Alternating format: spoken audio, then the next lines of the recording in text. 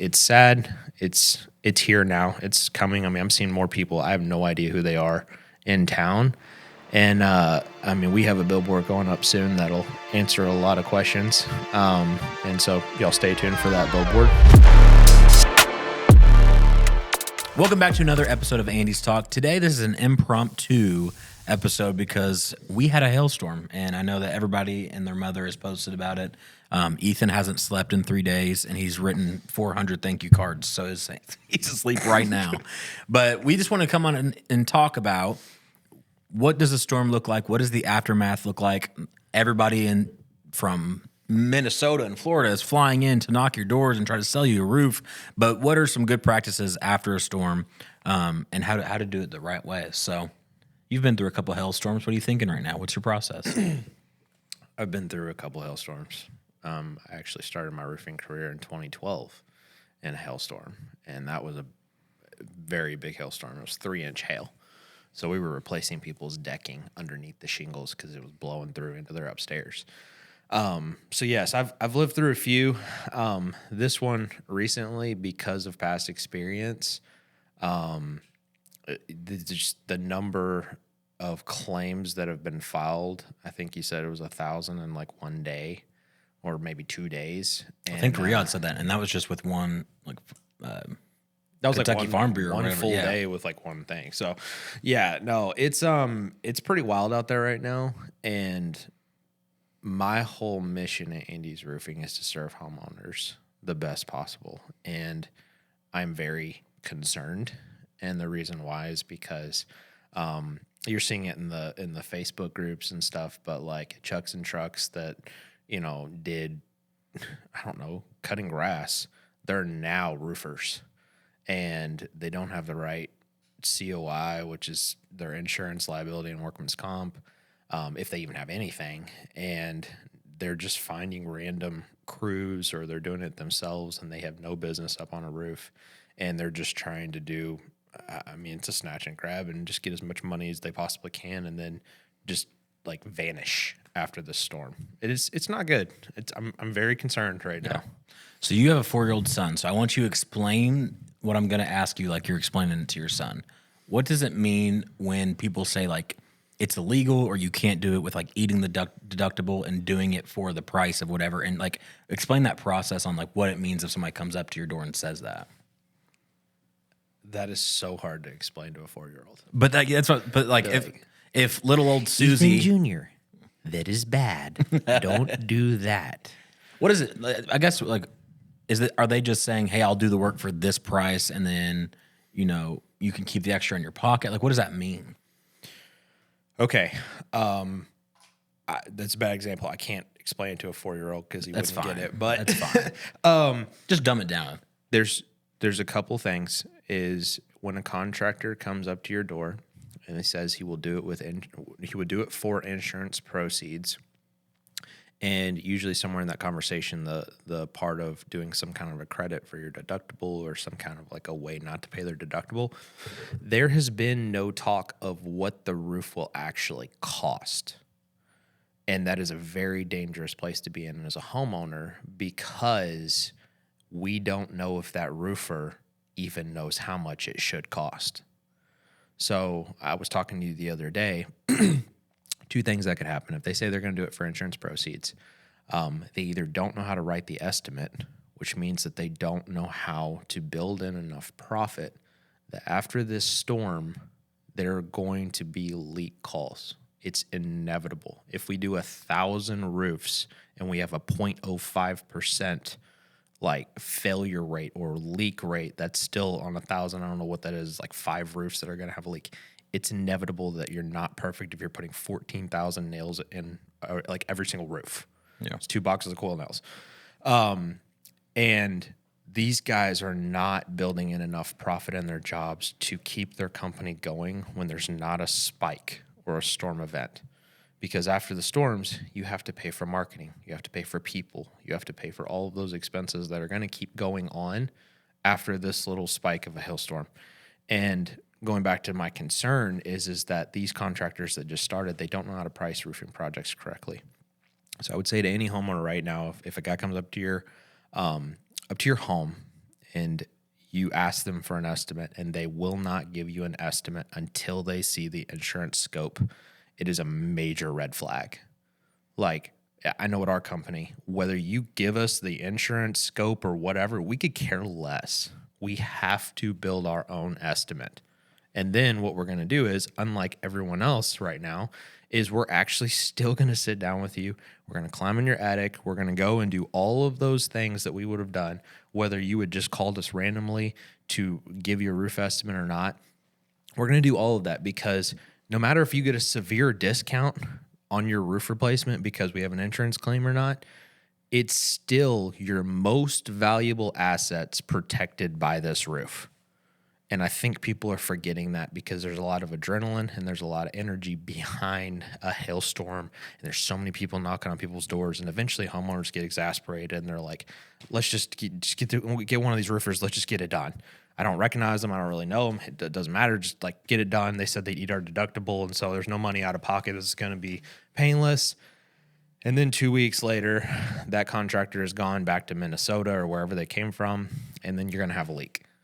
And there's just no support, and it's sad. It's here now. It's coming. I mean, I'm seeing more people. I have no idea who they are in town, and I mean, we have a billboard going up soon that'll answer a lot of questions. And so y'all stay tuned for that billboard. It's gonna be good, but it's something I'm really passionate about. And so going back to your original question, if they say they're going to eat your deductible or they don't want to give you an estimate up front or at least sit down and explain to you what they're going to put on your roof, then do not use that contractor. This is too big of a decision, even if insurance is giving you money for it, to just say, oh, let's just slap a roof on here and we'll go on with our day. You have to be involved as a homeowner. So what can Andy's Roofing provide? Let's say your roof is $20,000 and insurance is only going to give you $15,000.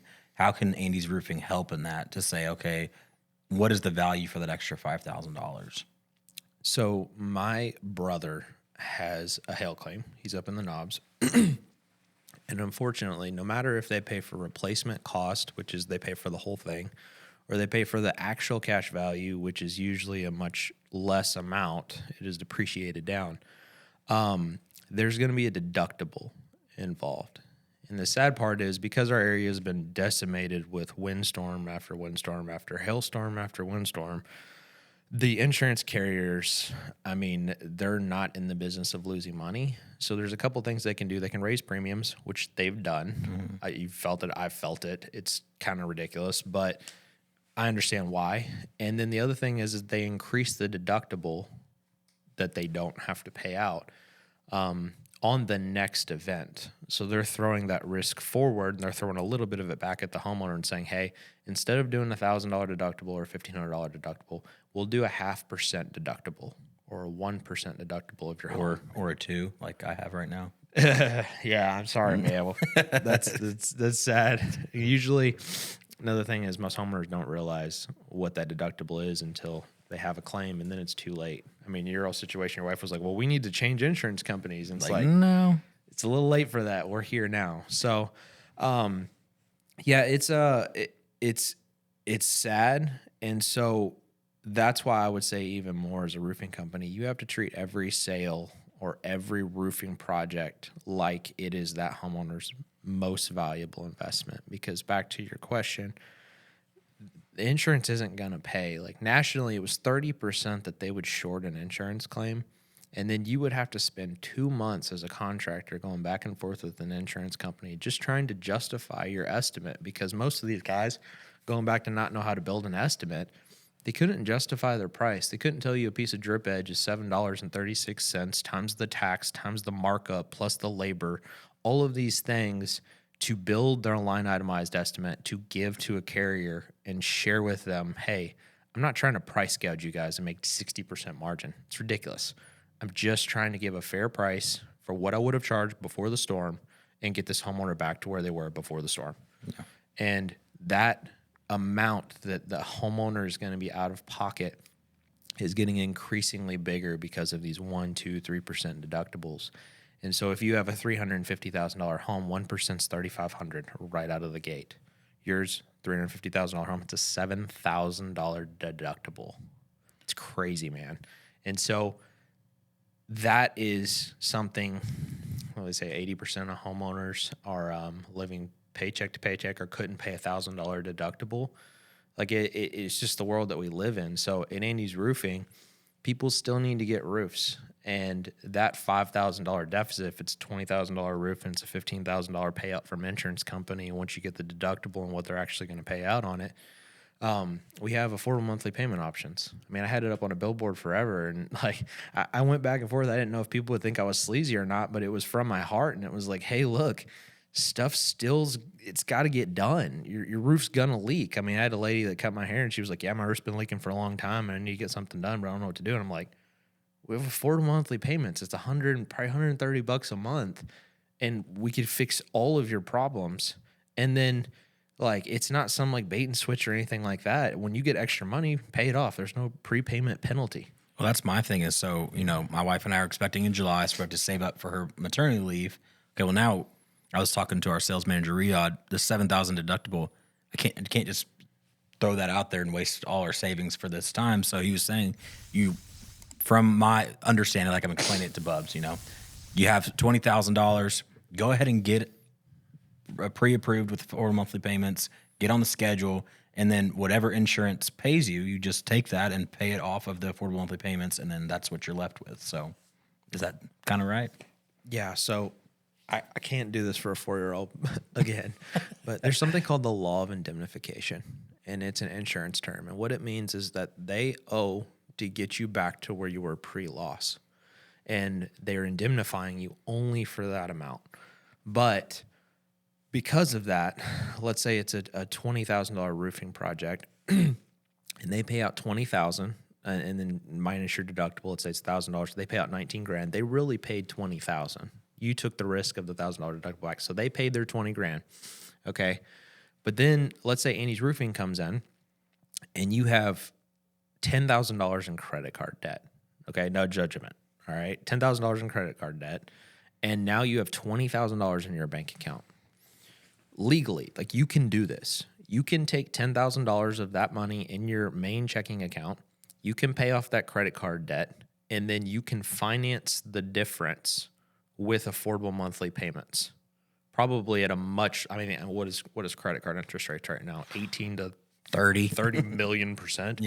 Yeah. I think they were in a major lawsuit because I think everybody's realizing they're just gouging everybody to death with interest. But so that $10,000, you can pay off that 30% interest rate. It's like 27.35, I think, is one of the higher ones. So you can pay off that. Now you have a 8%, 9%, 10%, 11%, whatever it is for that plan, interest rate, and that's going to kick your monthly payment way down.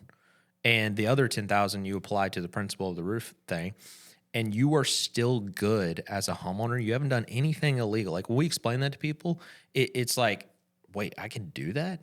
And you 100% can do that because of the affordable monthly payment is tied to a loan. All right. I mean, in layman's terms, like, you're taking out a loan. So you are still incurring that $10,000 in loss, but you're paying it back incrementally instead of paying it back all at once with the insurance. And that is, in my opinion, 2 years ago, I pushed people really hard for affordable monthly payments because we didn't know how the economy was going to turn out. And there was people like, oh, I'll just pay cash. I got cash. And I'm like, you do you, but cash is king. Whenever things go south, you got to have some money in your bank account. And it would be better to ride out the next year or maybe 2 years on affordable monthly payments and have $10,000 or $15,000 or $20,000 in your bank account than to give all of that away right now. And you got the same exact result. If you're approved for affordable monthly payments and you pay that amount, I'm going to do the same roofing project of whether you put all that cash in at once. So that's the storm. That's kind of what I wanted you to explain, but I also want to explain the timing of this and how crucial it is because April 1st, we have another big change coming. Talk to me a little bit about that. This is not just Andy's Roofing. This is industry-wide. So there's actually another big change that I will talk about, even bigger than that one. I don't know if Kevin told you. So I'm not into the conspiracy theories, but it is a moment of opportunity that when we have a price increase, which is what's coming April 1st, on all of the manufacturers, there's a price increase that's coming in. It's pretty significant. And when one announces it, let's say their stockholders are struggling financially and they need to raise the price to offset that, then one distributor or manufacturer of shingles usually will raise their price. But there's this weird domino effect that when one does it, every one of them does it. And the 3 or 5 now major manufacturers of shingles within, usually Owens Corning leads the charge, and they will go up 5 to 10% on their material price. And then everyone else, so GAF, IKO, TAMCO, Certainteed, all of them will follow suit right after that.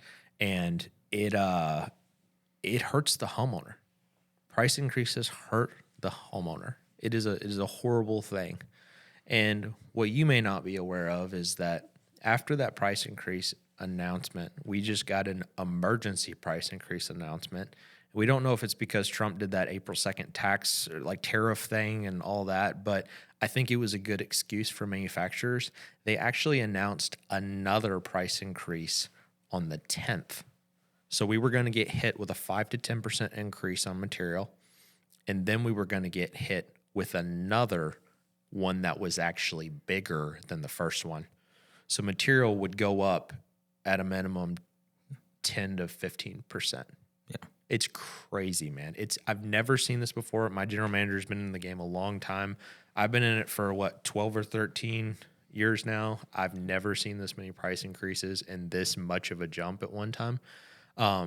And ultimately it hurts the homeowner. Like if we don't talk about affordable monthly payments now, no one will be able to afford a roof in another 5 years if this nonsense keeps going on. I mean, a $10,000 roof 5 years ago is now a $15,000 roof. It's going to be a $20,000 roof for the same thing in another 5 years. It's crazy. It's really just them probably seeing the tariffs and being like, this is our time. We can it was a great benefit excuse off of this. Yeah, I mean, the shareholders are all sitting there licking their chops like, oh, we have another excuse to raise prices on the end consumer. So I am the one that buys the shingles, but ultimately the homeowner is the one at the bottom of the food chain that pays for all of that price increase trickle effect. And everybody in between makes their money. So I don't make money on it. So it's the manufacturer sells it to the distributor sells it to us, and then we sell it to the homeowner as a package for their roof. So you have labor, material, and markup, which is your profit. And it's sad. I mean, I'm like, the whole vision of Annie's Roofing is how do we protect homeowners and keep them from, ridiculous contractors and unprofessional contractors. And this is making it even harder because, unfortunately, homeowners are going to have to look at the bottom line even more than they ever have before. So, well, what it's going to cause is, okay, we put on the highest level shingle that we think, which is GAF, that protects the homeowner the best. Now contractors are going to be forced, if they can't afford it, to put on the lowest possible quality, which we've talked about, and a couple manufacturers. And so the homeowners are just going to get, if they're not educated, the worst base level shingle you can get. And yeah, no, I mean, I'll talk about it openly. Like we won't install TAMCO shingles. They have major issues with their shingles. I've inspected so many roofs where they've been installed. I mean, we got them right up here on 403 in that subdivision. What's that subdivision you live in, Connor? Juniper Ridge. Yeah, over there on 403. And I was up on 2 roofs side by side that had TAMCO shingles on. They were 2-year-old roofs, and you could see all the fiberglass mat underneath almost the whole roof. And the TAMCO rep actually met us out there on one of them, and they didn't want to pay for anything.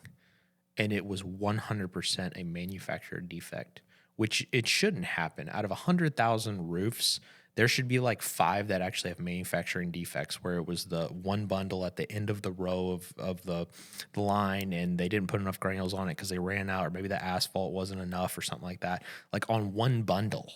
And this was roofs. And so if it was those 2, wherever they sent the other TAMCO shingles, I mean, that homeowner was screwed. But you see that kind of stuff. The other big one is IKO. I mean, IKO, 4 years ago, they talked about how, I mean, I remember it vividly. They talked about how they had all this money now and they were, I don't know if they got bought or there was a private investors or whatever, but they said they were building the best plants and the plants were producing the best shingles and all this other stuff. And I'm like, well, that may be very well true, but you guys are putting 130 mile per hour wind speed warranties on your IKO cambered shingles and they're blowing off at 40 miles an hour. I mean, it's crazy. Like the wind would go and half the roof would blow up or it would zipper. So there's two reasons for that. One, their sealant sucked. And number two is they came into the market with that IKO camberage probably where they should have, which was at or below the price of a TAMCO Heritage. And whenever you race to the bottom in price, the price game, you're going to cut quality. And that is something that the homeowner ends up suffering from. So when you don't have enough sealant on the bottom of the shingle, then the shingles don't lay down and they blow off. If you don't have enough asphalt on the top, the granules won't hold on. And then you have heavy granule loss, which is the TAMCO situation. So you pick your poison as a cheap shingle manufacturer, and then you go and sell it to the market. If I see a shingle that is high nailed and it's coming off the roof, I could be a mile away and look, and if I could see that roof and tell that edge shingle's missing, and it was because of the wind damage, it's probably an IKO camberage. Because new construction guys were using so many of those, and they kept blowing off, and it was major issues. So I went and tested TAMCO Titan, which was TAMCO's new Heritage with a white strip on the back, and they said, oh, it's so much better. And so GAF and Owens Corning, they were the leaders in the whole wind speed thing. So they added more sealant to the bottom of their shingles. And then they said, oh, our wind speed, it went from 110 to 130 mile per hour wind speed rating. And it was like, oh, this is so awesome. And in the fine print, you had to put 6 nails in both of them. And then Owens Corning came out with a sure nail strip, and they said that they could put 4 nails in a shingle. And I didn't really care how many nails that everybody said they could do it or whatever. We just stuck with the Andy's Roofing. We 6 nail every shingle because now the homeowner has more insurance. It doesn't cost me any more money because we still have to use the rest of that box of coil nails. I'd rather use it on that homeowner's home and not have that problem. And so there's really only, in my opinion, 3 major manufacturers that are any good, or at least around here. And in order, it would be GAF. Right underneath that would be Owens Corning. And then there's a little bit of a gap now because of their reputation's been tarnished, but Certainty is still an extremely good shingle. I like their it's like their Landmark Pro shingle. It's a thicker shingle. GAF has their HTZ Ultra, which they're bringing to the market. It's a class 4 shingle now. So all this hail stuff that we have going on, we're going to be talking to homeowners a lot about class 4 shingles because nobody likes to deal with hail. So all of that to say, you got to know the products you're installing as an installer. And whenever you meet a roofing contractor at your door and they don't want to give you specifics on the shingle, or they want to show you a little sample that's like the size of a quarter and say, you want a shade of gray or you want a shade of brown or whatever. Or they say they're going to install a certain shingle and put on a different one. Yeah, we came behind a contractor. I mean, this was before the storm, but they signed with the homeowner on a contract, and they told them they were going to get a certain shingle, and then they put on a completely different shingle, and there was workmanship issues and stuff like that. And so the homeowner actually, I think they did sue, or they were in the process of suing that contractor, and we had to come out there and we actually replaced that roof. And the sad part is that that was the second roof that we had come behind that contractor. This is a local person. If I said them, you guys would know who they were. It's the second roof that we had to replace behind that contractor. And the other one was one right over here off of Stacy Road in that subdivision. And they replaced the roof. And then 2 weeks later, we had to come and replace the same roof. And that roof was a good roof. It was all workmanship. And it all came down to building the infrastructure within your company to have a site supervisor on the job site, which they didn't.